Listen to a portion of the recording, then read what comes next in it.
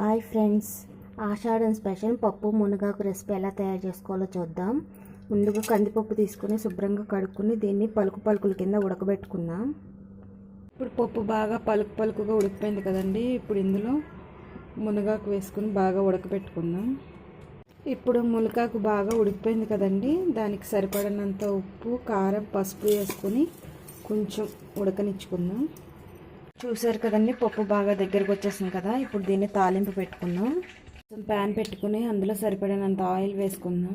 Oil heat అయ్యాక కొంచెం ఇంగువ, మెంతులు, ఎండుమిర్చి, ఆవాలు, జీలకర్ర, వెల్లుల్లిపాయ వేసుకుని ఫ్రై చేసుకుందాం.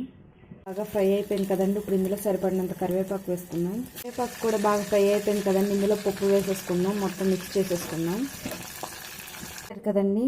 వేడివేడి మునగాకు పప్పు అయితే రెడీ అయిపోయింది. ఇది రైనీ సీజన్లో తింటే బాడీకి చాలా మంచి హెల్ప్ చేస్తుందండి. హెల్త్ వైజ్గా కూడా మునగాకు చాలా మంచిది.